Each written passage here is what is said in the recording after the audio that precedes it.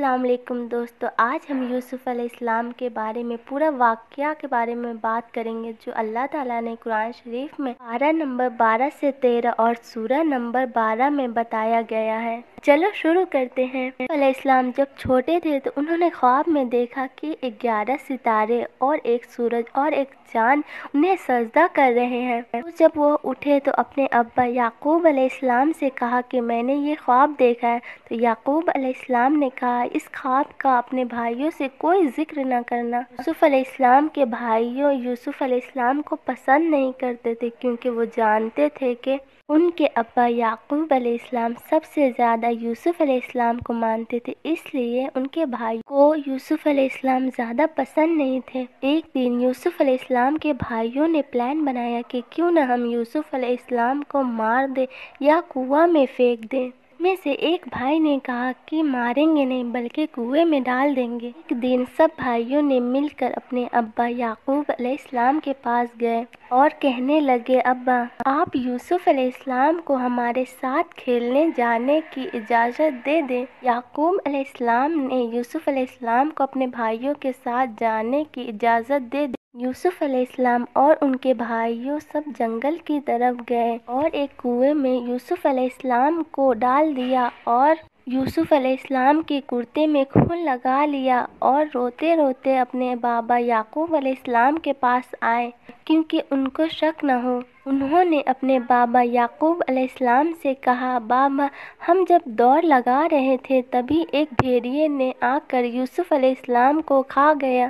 یوسف علیہ السلام کے بھائیوں نے کہا ابا میں سچ بول رہا ہوں لیکن آپ یقین نہیں کریں گے۔ یعقوب علیہ السلام نے کہا کہ میرا دل نہیں مانتا لیکن میں صبر ہی کر سکتا ہوں کیونکہ میرا اللہ بہتر جانتا ہے۔ یوسف علیہ السلام کے بھائیوں نے ان کو کنویں میں پھینک کر چلے گئے تو ایک قافلہ آیا، انہوں نے اپنے پانی لانے والے کو بھیجا تو اس نے اپنا ڈول لٹکا دیا، کہنے لگا واہ واہ خوشی کی بات ہے، یہ تو ایک لڑکا ہے۔ انہوں نے اسے مال کہہ کر چھپا لیا اور انہوں نے اسے بہت کم قیمت پر بیچ دیا اور جس نے اسے خریدا تھا اس نے اپنے بیوی سے کہا اسے بہت عزت و احترام کے ساتھ رکھو، بہت ممکن ہے کہ یہ ہمیں فائدہ پہنچائے، اسے ہم اپنا بیٹا ہی بنا لیں۔ اللہ تعالیٰ نے یوسف علیہ السلام کو اب کی تعمیر کا کچھ علم سکھا دیا۔ یوسف علیہ السلام جوان ہو گئے تب اس عورت نے جس کے گھر میں یوسف علیہ السلام رہتے تھے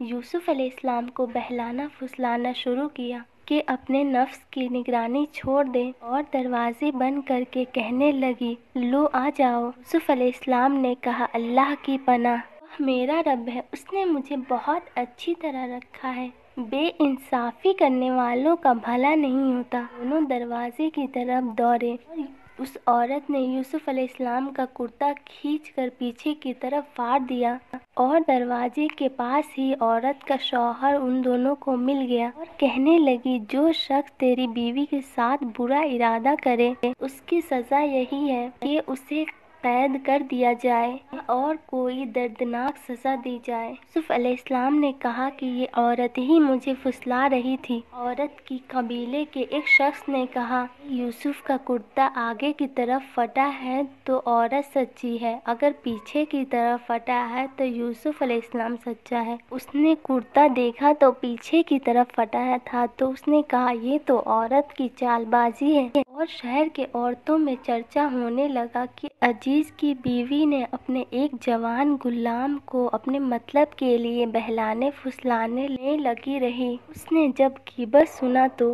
اس نے انہیں بلایا اور ایک مجلس جمع کی، ان میں سے ہر ایک کو چھری دی اور کہا اے یوسف ان کے سامنے چلے آؤ۔